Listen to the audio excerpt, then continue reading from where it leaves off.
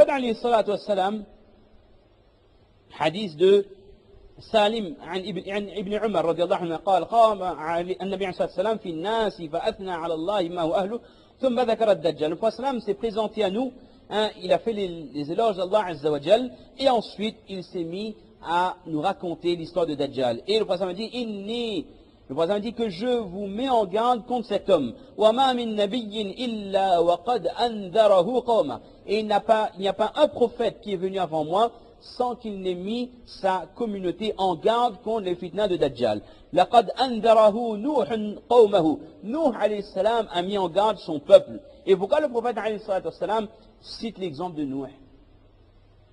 Pourquoi? Il y a une réponse. Pourquoi le prophète ne dit pas que Adam alayhi salam a expliqué à son peuple que Dajjal viendra un jour? Pourquoi le prophète commence par Nuh alayhi salam? Parce que c'est le premier prophète qui prêche le tawhid et qui proscrit le polythéisme. C'est à l'époque de Nuh alayhi salam qu'il y a eu le premier shirk. Avant Nuh alayhi salam, c'est-à-dire à l'époque de Adam alayhi salam et de ses enfants, il n'y a jamais eu de shirk sur la terre. C'est à partir de l'époque de Nuh alayhi salam que Shaitan a induit les gens en erreur, en leur faisant croire qu'on se doit de donner de l'importance aux défunts à tel point qu'ils ont fini par faire des représentations de leurs hommes pieux, de leurs personnages importants qui sont décédés. Ils se cohabitent jusqu'à ce qu'ils finissent par se prosterner. Donc, le shirk est apparu dans la communauté de Nuh alayhi salam. Donc, c'est pour ça que l'exemple de Nuh alayhi salam est donné. C'est le premier prophète qui a mis en garde sa communauté contre la venue de Dajjal. وَلَكِنْ سَأَقُولُ لَكُمْ فِيهِ قَوْلًا لَمْ يَقُلْهُ نَبِيٌّ لِقَوْمِ. Mais moi, je vais vous dire quelque chose qu'un prophète n'a dit à sa communauté. Innahu a'war. Sachez qu'il est a'war, comment on dit? Borgne. Wa inna Allah laysa bi'a'war. Mais sachez également que votre créateur, lui, n'est pas borgne. Dajjal, il a certains pouvoirs, mais les mufassirs expliquent que subhanallah, regardez le paradoxe qu'il y a en cet homme. Il va prétendre être créateur, il va faire des miracles, donner la vie, donner la mort, faire tomber la pluie, ramener la nourriture après des années de sécheresse, mais il a en lui des signes physiques qui permettent à n'importe qui de le reconnaître, et ça, il n'est pas capable de changer. Il est capable de faire pousser récolte, de donner la vie au bétail qui est décédé, de donner la vie à des hommes qui sont morts, de leur redonner la mort, de faire tomber la pluie, mais il n'est pas capable de changer cet œil qu'il a, et d'enlever sur son front les inscriptions qu'on verra. Ça, c'est Allah qui limite son pouvoir. Donc le prophète alayhi salatu wassalam dit, on revient au hadith, que sachez que Ad-Dajjal sachez que Ad-Dajjal est borgne, mais que votre Seigneur, lui, n'est pas borgne. Et le prophète alayhi salatu wassalam savait beaucoup plus de choses sur Ad-Dajjal que n'importe quel prophète. Lorsqu'il y a eu le voyage nocturne, lorsque le prophète alayhi salatu wassalam a retrouvé les autres prophètes à Bayt al-Maqdis. Vous savez, il y aura beaucoup d'événements à Bayt al-Maqdis à la fin du temps. Alhamdulillah. Et donc, notre prophète alayhi salatu wassalam a une discussion avec les prophètes, et parmi les sujets qui étaient abordés, c'était les signes de la fin des temps. Et la plupart des prophètes ne savaient quoi répondre, à l'exception de Isa alayhi salam, qui a donné quelques informations qu'il avait lui. Et Isa alayhi salam, on sait bien qu'il aura un rôle important, parce que c'est lui qui revient à la fin des temps, c'est lui qui tue Dajjal, et c'est lui qui demande à Allah la nusra contre Ya'juj et Ma'juj. Donc il a un rôle clé à la fin des temps. Mais celui qui connaissait plus de akhbar, qui avait plus d'informations sur les signes de la fin des temps, c'était qui? C'était notre prophète sallallahu alayhi wa sallam, parce que c'est sa ummah, c'est sa communauté qui un jour va vivre ces grands signes de qiyamah et qui va connaître ces sources de turpitude, ces sources de fitna. Et comme on a dit tout à l'heure, le plus grand fitna qu'Allah Ta'ala ait pu envoyer sur ce dunya. Et c'est une fitna historique. Quand le prophète dit que, hadith de Hisham bin Amir Ansari, sami'tu Rasulallah sallallahu alayhi wa sallam yaqul, ما بين خلق آدم إلى أن تقوم الساعة فتنة أكبر من فتنة الدجال. أخرجه أحمد. Il n'y a pas un fitna depuis la création de Adam alayhi salam jusqu'à la fin des temps. Il n'y a pas un fitna plus important, plus dangereux que la venue de Ad-Dajjal. Et on a dit que c'est un événement historique parce que c'est lui qui va provoquer ces dernières batailles et à partir de cela, il y aura la destruction de ce dunya. Il y aura un rôle clé dans la destruction de l'humanité. Et après sa mort, il y aura bien sûr le règne de Isa alayhi salam et quelques événements. Mais Dajjal, il va clôturer vraiment l'histoire de l'humanité. Et après lui, il restera quelques temps. Et après, le dunya sera détruit. Je pense qu'on en a assez dit. On voulait juste terminer avec une petite description, juste pour voir de quoi on va parler la prochaine fois. Donc, si on pourrait faire un résumé de ce que les hadiths présentent sur Dajjal, on pourrait dire que c'est un homme qui apparaîtra à la fin des temps, après que les musulmans auront conquis Constantinople. Et Dajjal sortira de la région de Asfahan. Asfahan.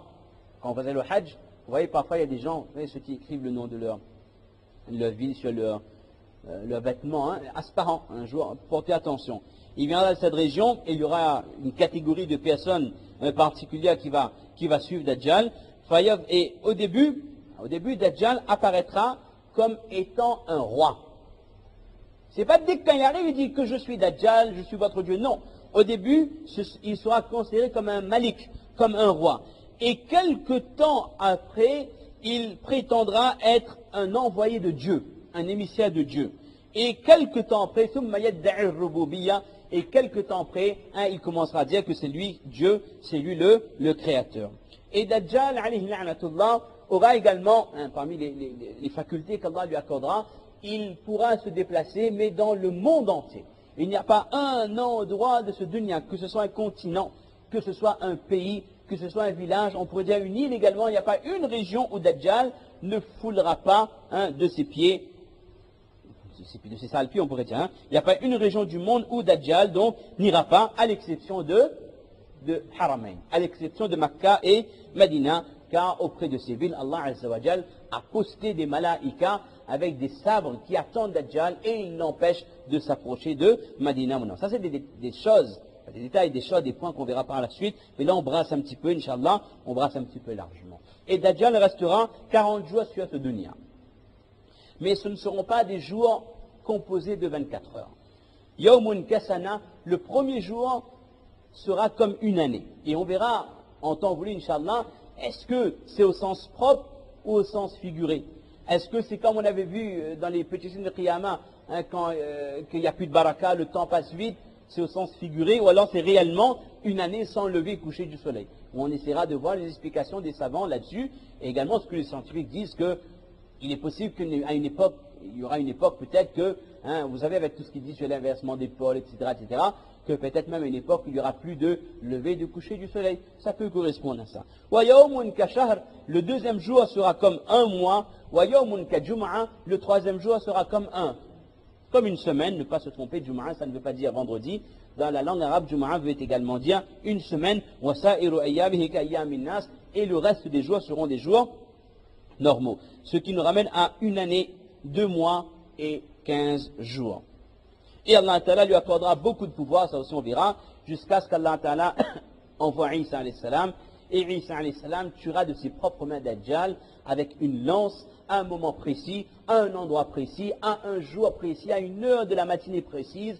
Et Allah Ta'ala fera en sorte que les gens voient le sang de Dajjal couler afin que les gens se rendent compte que ce n'était qu'un homme, que ce n'était qu'une créature. Alors, Inch'Allah, ce qu'on verra la prochaine fois, c'est, là on a brassé vraiment large, on verra que veut dire Masih. Nous savons également que Isa alayhi salam, on l'appelle Al-Masih, Masih ibn Maryam. En français, on dit le Messie, d'accord? Alors, pourquoi est-ce qu'on appelle Dajjal également le Masih? On verra que dans la langue française aussi, on a le Christ et l'Antichrist, d'accord? On verra également le sens littéral de Dajjal. Que veut dire Dajjal? Ça on verra, Inch'Allah.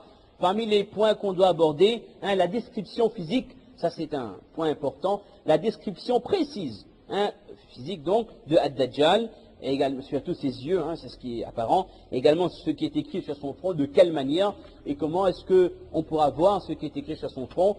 Également, dans certaines sources, on a même trouvé la description des parents, du papa et la maman de Ad-Dajjal. On verra également ce hadith très connu, hadith authentique, hadith al-Jassasa, lorsque les Sahaba ont vu Dajjal dans un endroit particulier, et ils ont rapporté au prophète alayhi salatu wassalam, et ils lui ont donné la description, et que le prophète a approuvé que cet homme-là est Dajjal, et qu'il attend son heure pour sortir. On verra également quels sont les événements qui doivent absolument avoir lieu avant la venue de Dajjal. Et parmi ces événements les plus importants, bien sûr, c'est la conquête de Constantinople. Également, quelle sera la situation de Madina Munawwara avant la venue de Dajjal et quelle sera la situation de Baytul Maqdis avant la venue de Dajjal. Et on verra également qu'il y aura une grande période de Qahtu wal Maja'a, une grande période, à peu près 3 périodes de famine. Quelque chose, c'est du jamais vu, ça ne concerne pas une région du monde, mais c'est une famine qui sera généralisée. Et là, ce sera dur parce que après 3 années où il n'y aura pas de pluie, il n'y aura pas de récolte, Dajjal va venir avec la pluie, il claque les doigts et la pluie tombe, il ordonne à la terre de faire sortir des plus belles récoltes et de ressusciter le bétail qui est mort, et tout ça l'obéira. Donc, c'est pour ça qu'on dit que c'est un degré de fitna difficile. Quand quelqu'un est en train de mourir de faim depuis 3 ans, et qu'il voit un homme qui lui apporte toutes les richesses possibles, très difficile aux gens de résister à son fitna. Et c'est quelque chose d'évident, lorsque Dajjal apparaîtra à une époque où les gens n'en parleront plus. Vous avez parmi les signes de la fin des temps, c'est que sur les mimbars, les gens ne parleront plus de Dajjal, de Mahdi, des signes de la fin des temps. On verra dans un 5e point d'où, de quel endroit géographique exactement sortira Dajjal. Et maintenant, éventuellement, à peu près, qui sont les gens qui sont avec lui. Et quelques miracles qu'il accomplira par l'ordre d'Allah subhanahu wa ta'ala. Et combien de temps va rester sur ce dunya. Et là, encore une fois, l'armée de Dajjal. On va voir également que les terres saintes seront protégées contre Dajjal. Et enfin, comment se protéger nous-mêmes contre Dajjal, même si ce ne sera pas notre époque. Qu'est-ce que le prophète a conseillé à chaque musulman de lire pour être protégé contre Dajjal. Et enfin, le retour de Isa qui tuera Ad-Dajjal.